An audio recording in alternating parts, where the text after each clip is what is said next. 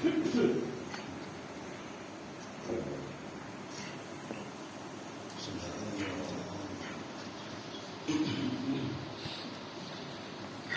الله ونعم الوكيل نعم المولى ونعم النصير أعوذ بالله من الشيطان الرجيم بسم الله الرحمن الرحيم الحمد لله الذي هدانا لهذا وما كنا لنهتدي لولا أن هدانا الله لقد جاءت رسل ربنا بالحق الصلاة والسلام وعلى تحية والإكرام سيدنا ومولانا أبي القاسم محمد اللهم صل على محمد وآل محمد أهل بيته الطيبين الطاهرين المعصومين المظلومين ولعنة الله على أعدائهم أجمعين من يومنا هذا إلى قيام يوم الدين أما بعد فقد قال الله تعالى في القرآن الكريم وقوله الحق بسم الله الرحمن الرحيم قد جاءكم من الله نور وكتاب مبين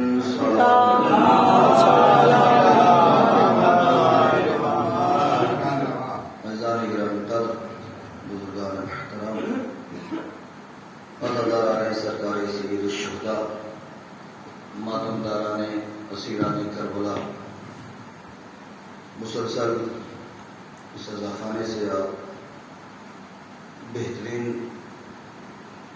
گفتگو اور بہترین معروضات سماعت کر رہے تھے اور اپنے قلوب کو اہل بیت علیہ السلام کے فضائل اور مصائب کے ذریعے سے منور فرما رہے تھے۔ آج کی یہ تقریر میں نے اپنے سرنامہ سخن میں قرآن مجید کی مشہور و معروف آیہ مبارکہ کہ جس کے ذیل میں ممکن ہے کہ آپ نے سینکڑوں خطیبوں کے ذریعے سے ہزاروں معذورات معروضات اور نقاط سماعت کیے ہوں گے، اور آج میں بھی اس آیہ مبارکہ کے ذیل میں چند باتیں آپ کی خدمت میں عرض کرنا چاہ رہا ہوں۔ قرآن کی یہ مشہور و معروف آیہ مبارکہ جس میں اللہ رب العزت اعلان کر رہا ہے قد جاءکم من اللہ، اللہ کی طرف سے آیا نور و کتاب مبین، نور اور روشن کتاب، یہ اس کا لفظی ترجمہ ہے۔ اب اس میں یہ دیکھنا ہے عزیزان گرامی قدر کہ اللہ رب العزت نے ایسی کیا ضرورت محسوس کی کہ نور کو بھی بھیجا اور کتاب مبین کو بھی بھیجا۔ دیکھیے عزیزان گرامی قدر، یہ پاک و پاکیزہ کتاب، لا ریب کتاب، بے عیب کتاب، جو آئی ہے 3 کتابوں کے انتظار کے بعد۔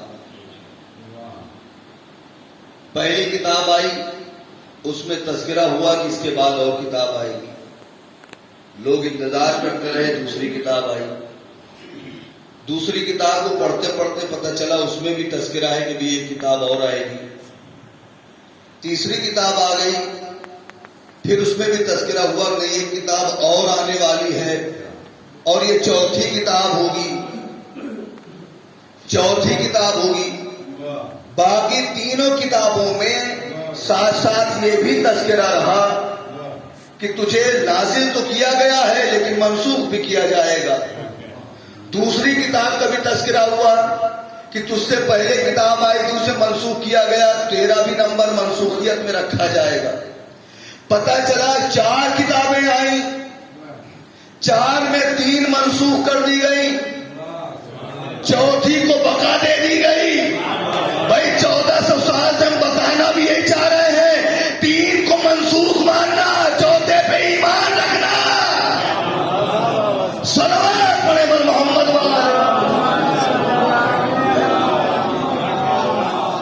چوتھے پہ ایمان رکھنا پڑے گا۔ اگر چوتھے پہ ایمان نہیں رکھو گے تو پھر مسلمان نہیں رہو گے۔ مسلمان ہونے کی شرط یہ ہے کہ 3 کو منسوخ مانا جائے، چوتھے پر ایمان یقینی رکھا جائے، اور ساتھ ساتھ یہ بھی کہا اس آیت مبارکہ میں کہ نازل کیا جا چکا ہے اللہ کی طرف سے نور اور کتاب۔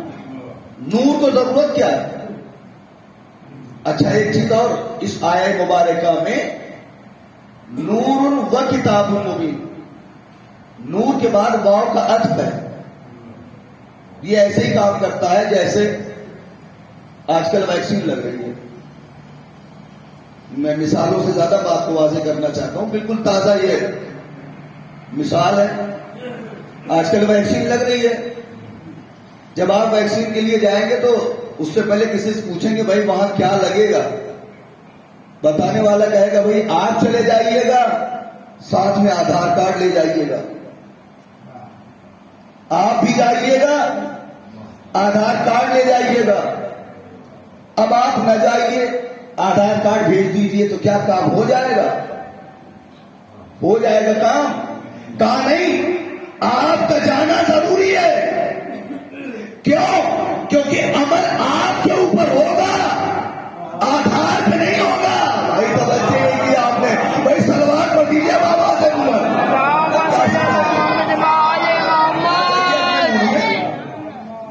بابا سے بولا نعرہ صلوات پڑھیں۔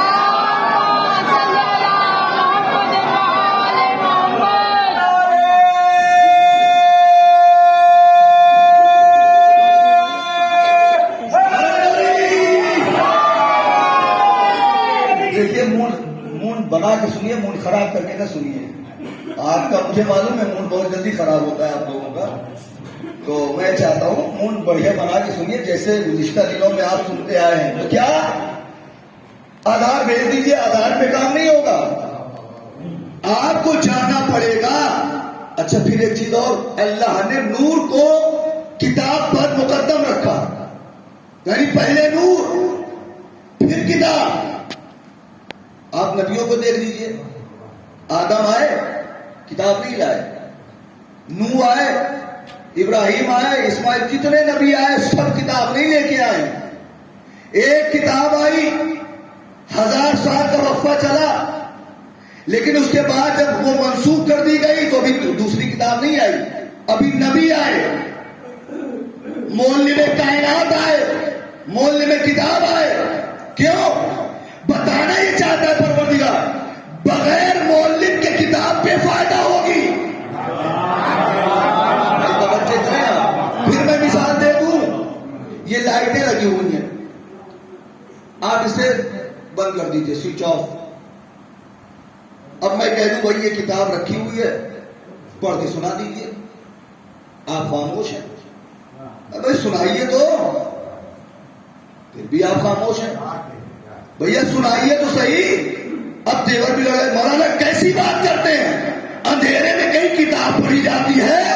ہائے ہائے ہائے، بھائی اندھیرے میں کئی کتاب پڑھی جاتی ہے، اللہ نے اسی لیے پہلے نور بھیجا پھر کتاب بھیجی تاکہ نور کے اجالے میں کتاب پڑھتے رہو۔ اب اگر کتاب کتاب کتاب کہتے رہو گے بغیر نور کے کتاب بھی نہیں سمجھ میں آئے گی،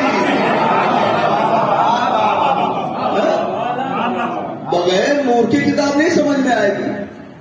اور مقدم رکھا۔ اچھا یہ تو ایک مادی نور ہے، ہم نے آپ نے بنایا، ایک انسان نے بنایا، کافی ہے میرے پاس کتاب۔ بھائی جب اندھیرا ہو گیا، لائٹ بند ہو گئی، بجلی گل ہو گئی، اچھا یہ روز آپ مشاہدہ کرتے ہیں، یہ تو آپ روز مشاہدہ کرتے ہیں، لائٹ چلی جاتی ہے، آپ ایسا تو نہیں خاموش بیٹھ جاتے ہو. آپ وسیلہ تلاش کرتے ہیں نور کو لانے کے لیے.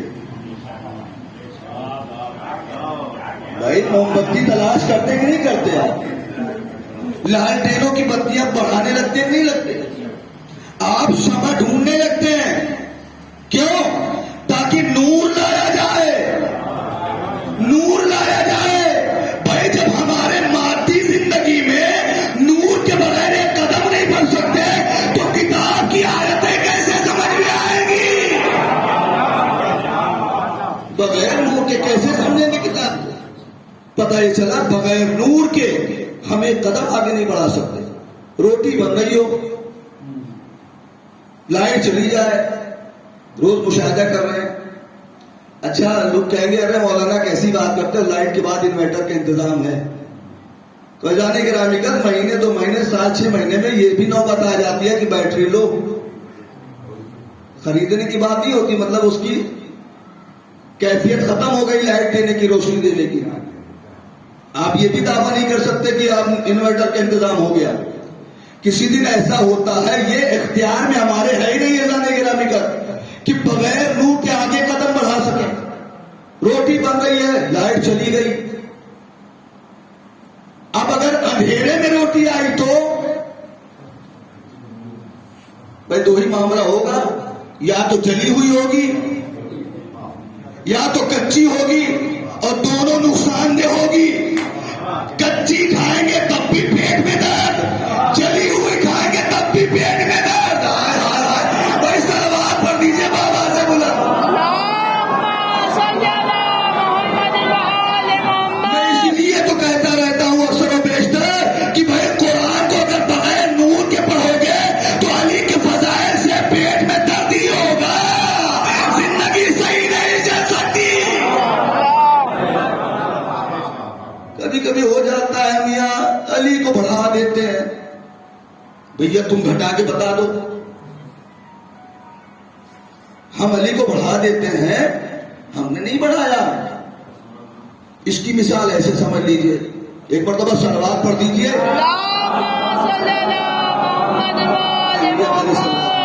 ایسے صلوات پڑھیے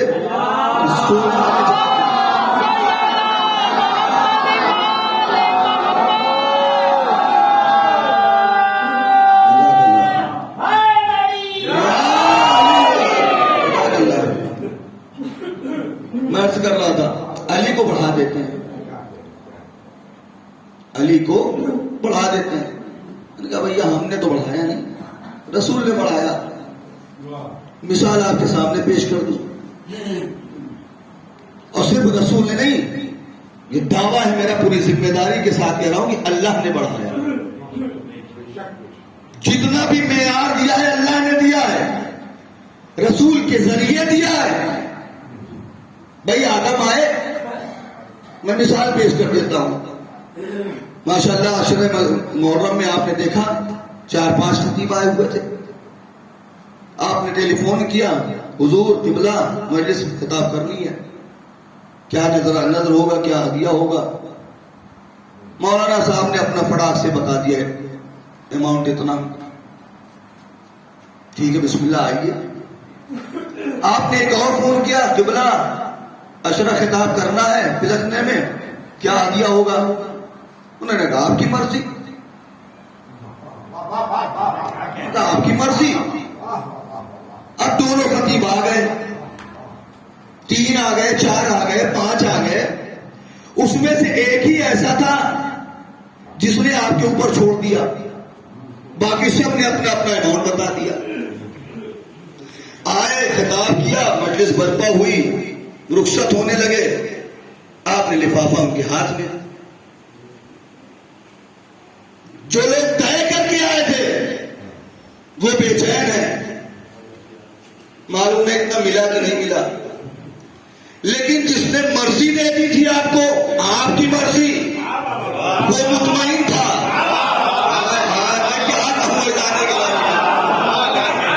وہ مطمئن تھا، وہ لو کم ملا ہو لیکن اس پر بھی اطمینان تھا. بھائی آدم آئے، آدم نے کہا صفت چاہیے، اللہ نے کہا لو. ابن نوح آئے، کہا نجات کا سفینہ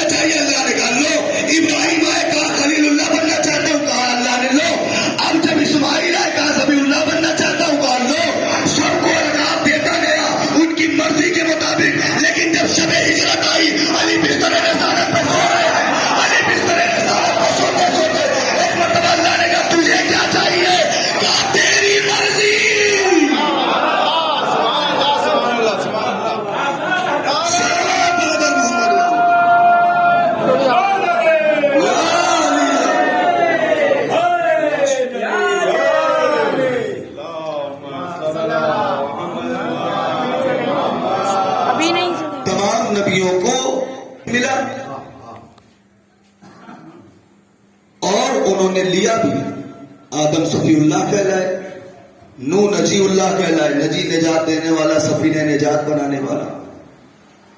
इब्राहिम खलीलुल्लाह कहलाए, अल्लाह के दोस्त।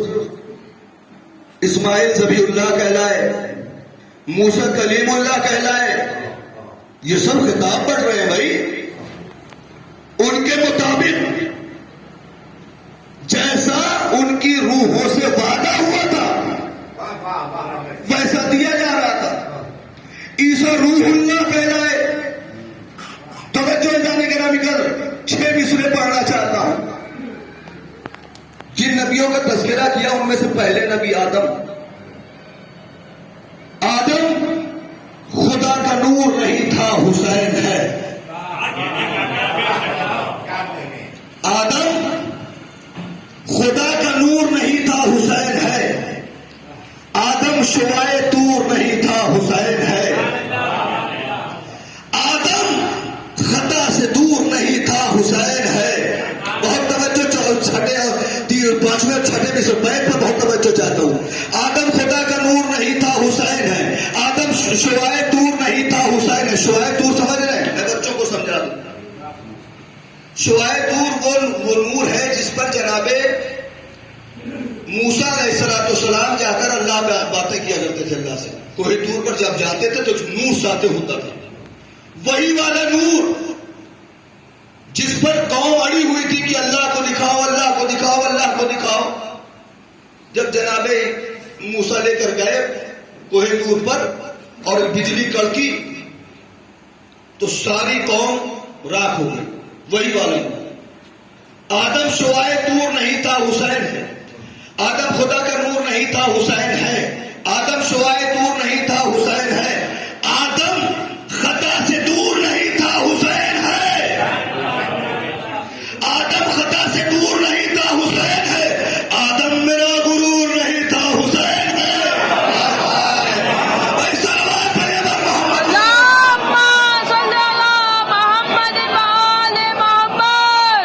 आदम शुआए तूर नहीं था। बैठ समाप्त करिएगा, इंशाअल्लाह आप फख्र करेंगे अपने ऊपर। आदम खुदा का नूर नहीं था, हुसैन है। आदम शुआए तूर नहीं था, हुसैन है। आदम खता से दूर नहीं था, हुसैन है। आदम मेरा गुरूर नहीं था, हुसैन है। अदना फिशान देख शहर मशरकैन की, आदम बहिश्त में है राइयत हुसैन की।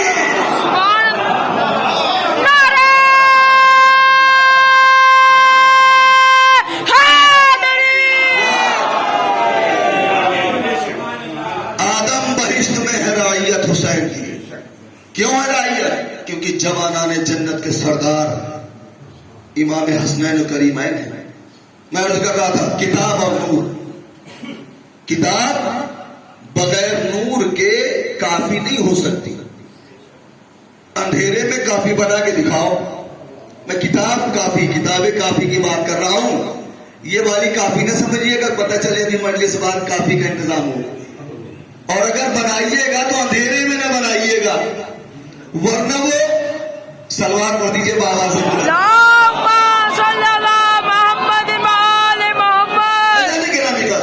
नूर के बगैर किताब काफी नहीं हो सकती।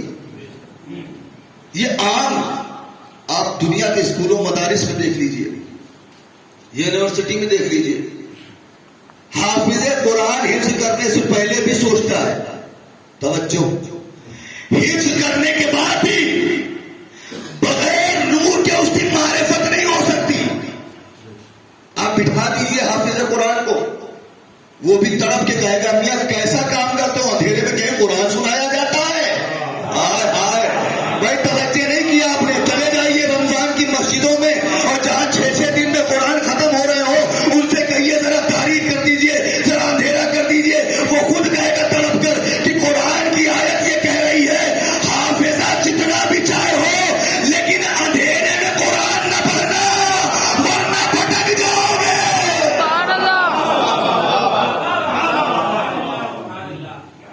लिहाजा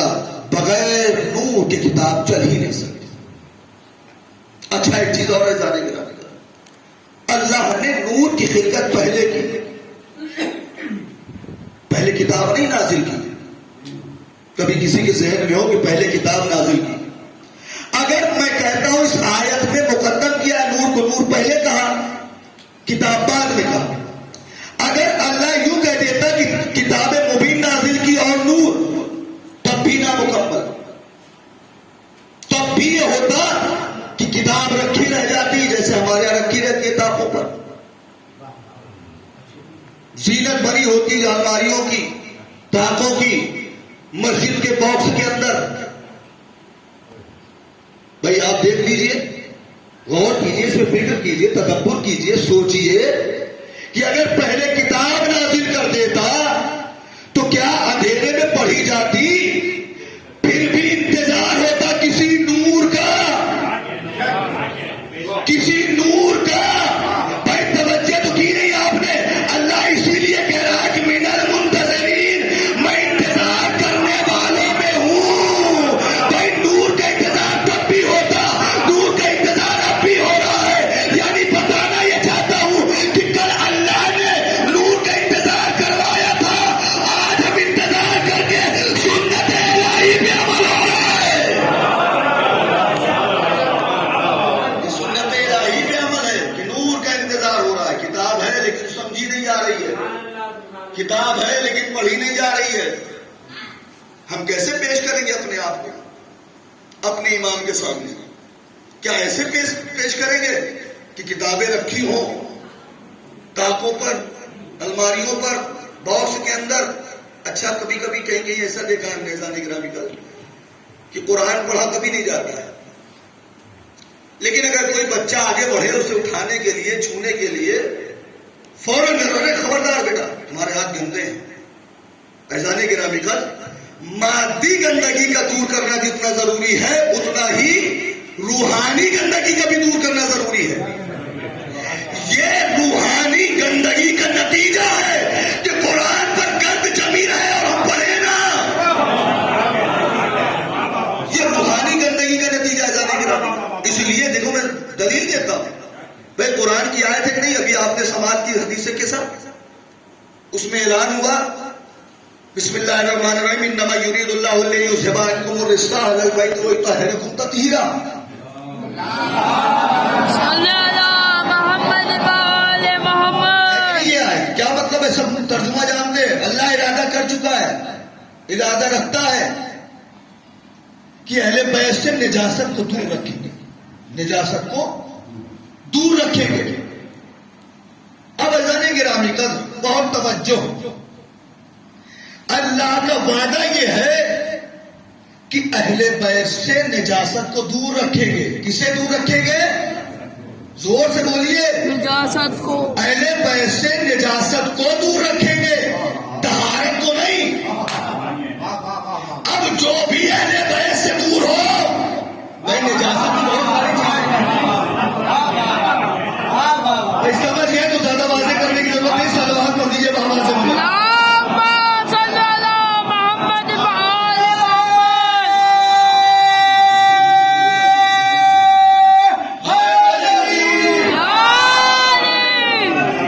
جو بھی اہل بیت سے دور. اب دیکھیے نجس کتنی چیزیں ہوتی ہیں.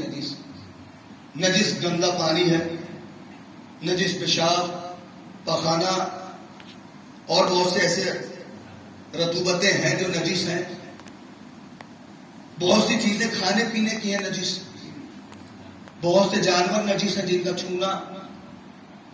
بہت سے ایسے جانور ہیں کہ ایسے دیکھنے میں تو وہ ہیں پاک لیکن ان کا پالنا نجس ہو جاتا ہے. اگر ان کے بال آپ کے جسم کے، آپ کے لباس میں رک جائے، پھنسا ہوا ہو ایک بار، تو آپ اس میں نماز نہیں پڑھ سکتے. اسی لیے کچھ جانوروں کو پاک ہونے کے باوجود منع کیا ہے کہ ان کو گھر کے اندر نہ پالو. میں نام اس لیے نہیں لے رہا ہوں کہ بہت سے لوگ پالتے ہیں، پھر یہ ہو جاتا ہے مولانا نے ساری مجلس ہمارے اوپر پڑھ دی. میں کسی عام انسان کی بات نہیں کر رہا ہوں، میں تو اہل بیت علیہ الصلوۃ والسلام کے حق کو بیان کرنے کی کوشش کر رہا ہوں. بہت سے جانور ایسے ہیں جو پاک ہوتے ہیں لیکن انسان اسے پالتا نہیں ہے. بہت سے ایسے پرندے ہیں، بہت سے ایسے پرندے ہیں جو بڑی عظمت والے ہیں لیکن ان کا پالنا جائز نہیں ہے. بہت سے ایسے پرندے ہیں کہ جو بڑی عظمت رکھتے ہیں. آپ کے سامنے میں عرض کروں الو بڑی عظمت رکھتا ہے. ہم آپ کیا ہیں؟ عقیدہ ہمارا آپ کا کچھ ہے ہی نہیں, کچھ بھی عقیدہ نہیں ہمارا. بہار الانوار کی روایت ہے یہ اعزاز گرامی کا. الو ہمیشہ آبادیوں میں رہا کرتا تھا. روز عاشورہ وہ پرواز کرتا ہوا. دیکھیے کربلا میں ایک کام اور ہوا ہے, وہاں ہر مخلوق موجود تھی, چاہے وہ نبی عام ہو چاہے وہ خاص ہو, چاہے انسانوں میں ہو چاہے حیوانوں میں ہو, پرندہ ہو چرند ہو, کوئی بھی, ہر مخلوق وہاں تھی. وہاں پہ الو بھی تھا. الو نے دیکھا امام حسین کی شہادت کو, ان کی خوریزی کو دیکھا کہ کس طرح ان کا خون بہا دیا گیا. تو اس نے دعا کی, پروردگار تو نے مجھے بہت اچھا بنایا اور میں دعا کرتا ہوں تجھ سے کہ میری آنکھوں کی بینائی چھین لے. میں یہ روشن دن نہیں دیکھنا چاہتا, اور میری آبادی میں رہنے کی جو توفیق ہے وہ بھی چھین لے. میں صحرا میں رہنا چاہتا ہوں. فرشتے نے سوال کیا کیوں؟ کہا میں اس دنیا کو دیکھنا ہی نہیں چاہتا جہاں رسول کا نواسا قتل کر دیا ہے. یہ اس کا عقیدہ, اس کا ایمان. ہمارا آپ کا کیا ہے؟ ہم رواداری کرتے ہیں, ہم آپ رواداری کرتے ہیں. عقیدے کے معاملے میں دشمنان اہل بیت سے رواداری کرتے ہیں, لیکن اس پرندے کی عظمت دیکھیے. لیکن آپ اس کو گھر میں اسی لیے نہیں پال سکتے. کیوں نہیں پال سکتے؟ کیونکہ اس کی دعا قبول ہو چکی ہے. وہ ویرانے میں رہے گا, وہ صحرا میں رہے گا, گھر میں نہیں رہے گا. اور آپ نے دیکھا ہوگا اکثر و بیشتر ہرے بھرے پیڑ پر الو کبھی نہیں ملے گا. زیادہ تر اکثر و بیشتر میں نے خود مشاہدہ کیا, اکثر و بیشتر یا سوکھے پیڑ پہ ملے گا یا تو کسی ایسے مقام پر ملے گا, ایسے مکان کے اوپر جو اجڑا ہوا ہوگا, اجڑا ہوا مکان میں آپ کو ملے گا. یہ ہے عقیدہ اعزاز گرامی کا. اسے کہتے ہیں عقیدہ. ہماری آپ کی طرح نہیں ہے کہ آج ہماری ضرورت پڑی تو ہم سنبھل کے قدم رکھنے لگے. اس نے تو اپنی بیماری بھی چھوڑ دی. اس نے بتا دیا اگر اس نور کو تم قتل کر رہے ہو تو یہ نور سب بیکار, سارے نور بیکار. جس نور کو تم قتل کرنے کے لیے آئے, اس نور کو اگر قتل کرنے کے بعد میری بینائی آنکھوں کی رہ جائے تو یہ بیکار ہے. اس نور کا باقی رہنا بیکار ہے. لہذا اعزاز گرامی قدر, قرآن کی تلاوت کو اپنے اوپر واجب قرار دے دیجئے, چاہے ایک صفحہ. اور آج کل تو نوجوانوں سے میں زیادہ متوجہ ہوں اور زیادہ مخاطب ہوں, بزرگوں سے نہیں. بزرگ پڑھتے رہتے ہوں. آپ کے پاس گوگل ہے, آپ کے پاس موبائل ہے, اور میں یہ سمجھ سکتا ہوں اعزاز گرامی کا, تو کہہ سکتا ہوں یقین کے ساتھ کہ جتنے بھی ماں باپ ہیں, چاہے ان کی 1,00,000 روپے سیلری ہو, چاہے 50,000 سیلری ہو, چاہے 20,000 سیلری ہو, چاہے 10,000 سیلری ہو, چاہے 5,000 ہو, لیکن اپنے بیٹے کو 10,000 20,000 50,000 کا موبائل کو دے رکھا ہے. اس لیے نہیں دے رکھا ہے کہ آپ بیٹھے ہوئے لیٹے ہوئے مووی دیکھیں. اس لیے دے رکھا ہے تاکہ آپ صحیح راستے پہ چل سکیں. اور اس میں ایک بہت بڑی ہدایت ہے. توجہ جانے کے رابطے آج کے اس ماحول کے اعتبار سے جملہ آپ کی خدمت میں عرض کر رہا ہوں. بھائی اتنے سارے لوگ ہیں, مزدوری کرنے والے بھی اس میں ہیں, سب کے پاس 8,000 10,000 تک موبائل ہے ہی ہے کسی بھی صورت میں, اور اس میں گوگل چلتا ہے. اس لیے دے رکھا ہے تاکہ تمہاری زندگی میں ہمیشہ نور رہے, اندھیرے میں نہ جانے پاؤ. کہا وہ کیسے؟ کہا اس موبائل کو بھی چلاؤ گے تو بغیر نور کے نہیں چلے گا. بھائی چلا سکتا ہے کوئی؟ ہے کوئی اس میں بیٹھا ہوا جو بغیر نور کے چلا سکے؟ میں نور نہیں, لائٹ کہہ دوں, بجلی کہہ دوں, بیٹری کہہ دوں. اب اس کا کام کیا ہوتا ہے؟ بیٹری کا کام کیا ہوتا ہے؟ بیٹری کا کام یہ ہوتا ہے کہ نور کو اکٹھا کرتا ہے, اپنے اندر سموتا ہے. اکٹھا کرنے کے بعد وہ آپ کے مطابق جیسی روشنی آپ چاہتے ہیں ویسی وہ دیتا ہے. آپ استعمال کرتے ہیں نور کے ذریعے. اس کا کام کیا ہے؟ نور کو اکٹھا کرنا, سمو لینا اور آپ تک پہنچا دینا. بھائی توجہ ہے,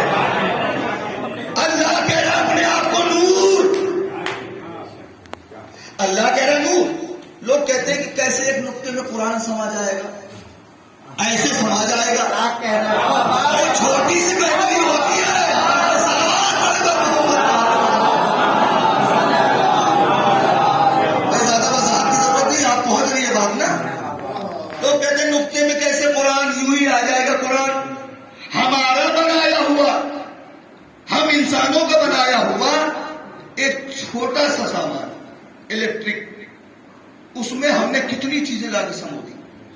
اچھا بیٹری کتنی دیر چلتی ہے؟ بہت زیادہ موبائل چلانے والا ہوگا تو کم سے کم 2 گھنٹے تو چل ہی جائے گی، گری سے گری حالت ہے. تو یہ ہے مادی نور، جس کو ایک چھوٹی سی بیٹری کے اندر سمویا گیا، جس کی گارنٹی کمپنی لیتی ہے کہ اگر آپ صرف کال کریں گے تو 8 گھنٹے، ویڈیو چلائیں گے تو 4 گھنٹے، گیم کھیلیں گے 2 گھنٹے. یہ گارنٹی کمپنی لیتی ہے. یہ ہے چھوٹی چھوٹی کمپنیوں کا، انسانوں کی بنائے ہوئے آلات کا. وہ اللہ جس نے اپنا نور علی کو دیا ہے وہ قیامت تک لے جائے گا.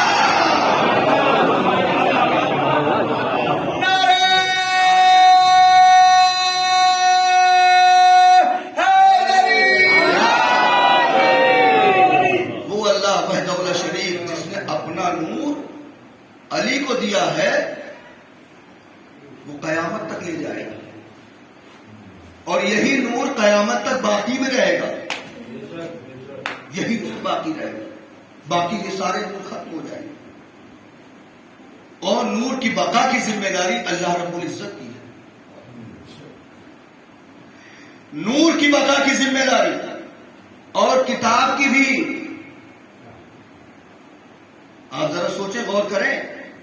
کتاب کی بھی ذمہ داری، بہت بڑا جملہ آپ کی خدمت میں عرض کرنے جا رہا ہوں، اس کے بعد ربط مسائل. کتاب ہے رسول کا معجزہ، یہ قیامت تک باقی رہے گی. میں نے سوچا تھا میں کل کی مجلس میں جملہ کہوں گا، لیکن آپ کے جذبوں کو دیکھنے کے بعد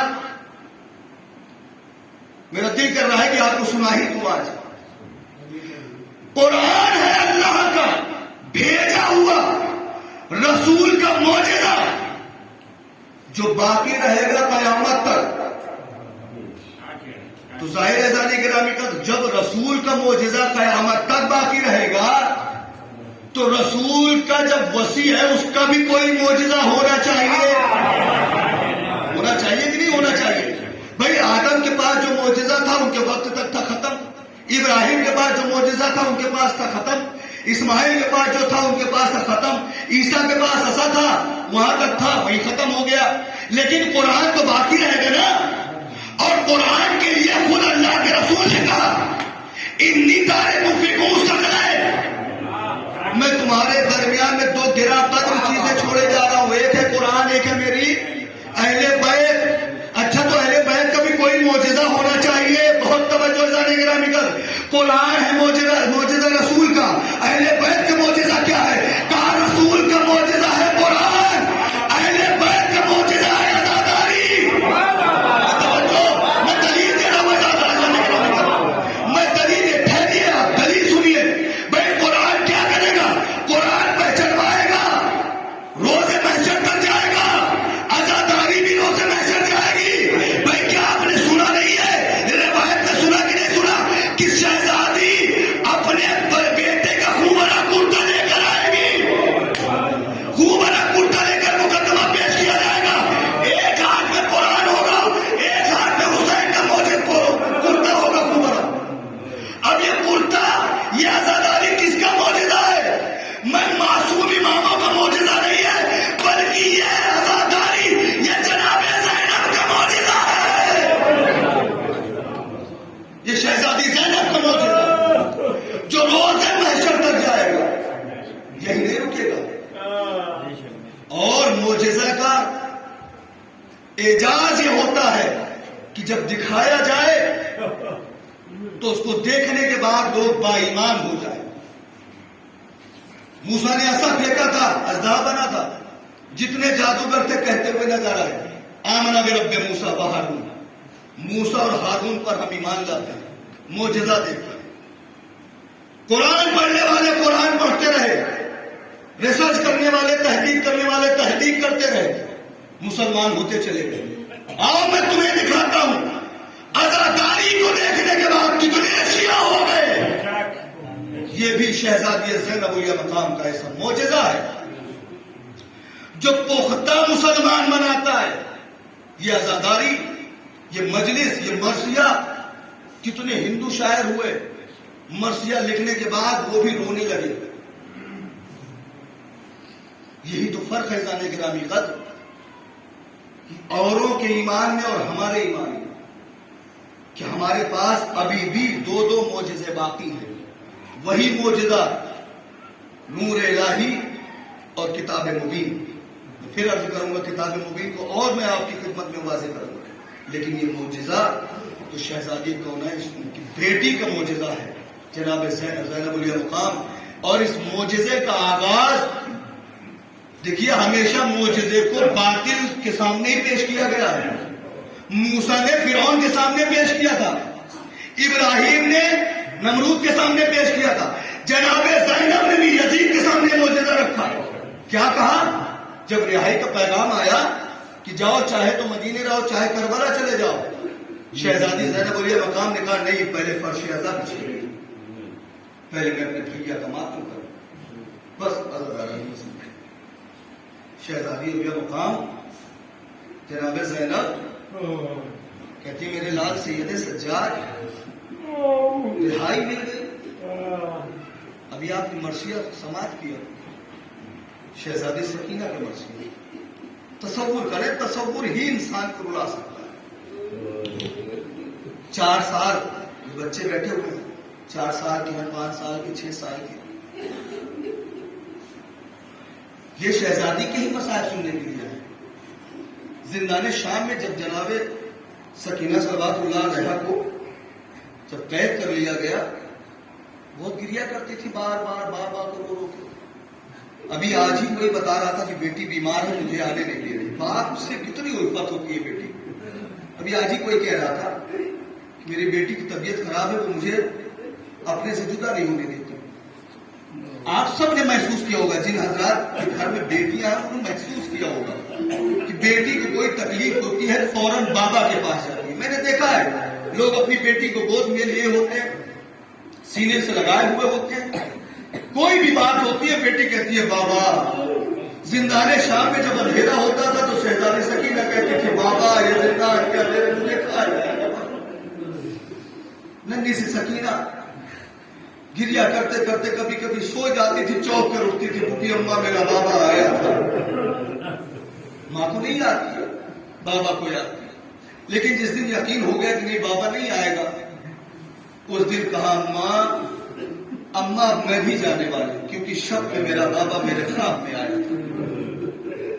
شہزادی کے رونے گریا کی آواز سے ننھی سی بچی کو ایک الگ زندان میں جا کر قید کر دیا گیا.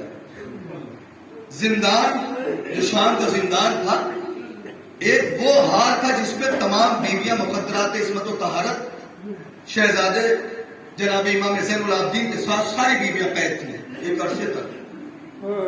ایک وقت وہ آیا کہ شہزادی کی گریا کی وجہ سے یزید نے جناب سکینہ کو ایک الگ زندان میں جا کر قید کر دیا. اور اس زندان کے بارے میں تاریخ میں لکھا، ایام الحسینیہ میں شیخ جعفر شستری نے لکھا ہے کہ وہ زندان اتنا خوف زدہ، اتنا خطرناک تھا کہ وہاں ارذل حشرات بھی، طرح طرح کے کیڑے بہت زیادہ تھے. یہ چھوٹے چھوٹے بچے ہیں، چیتوں کو دیکھنے کے بعد ڈر جاتے ہیں، بابا یہ مجھے کاٹ لے گا، بابا اس میں بڑا چیز ہے، یہ مجھے کاٹ لے گا، یہ مجھے نقصان پہنچا دے گا. لیکن ہائے رے شہزادی سکینہ کس سے کہے، وہاں نہ پھوپھی ہے، نہ ماں ہے، نہ بھائی ہے، سب دور ہے. ایک زندان میں الگ ہے، سکینہ زندان میں الگ ہے. اسی زندان میں پیچھے کی طرف ایک بڑا سا دروازہ لگا ہوا تھا. شام کے بچے جب ادھر سے کھیلتے ہوئے گزرتے تھے، غور سے دیکھتے تھے چھوٹا سا بچہ اس میں کیا کر رہا ہے. وہ ننھے بچے زندان شام کے اس دروازے کے پاس آ کر بیٹھ جاتے تھے اور بیٹھنے کے بعد سوال کرتے تھے، بچی تو ہمارے ساتھ کی ہمسن ہے، چلو آؤ میرے ساتھ کھیلنے کے لیے چلو. سکینہ تڑپ کر کہتی ہے بچوں تم چلے جاؤ، اس لیے کہ اگر میں باہر آ جاؤں گی تو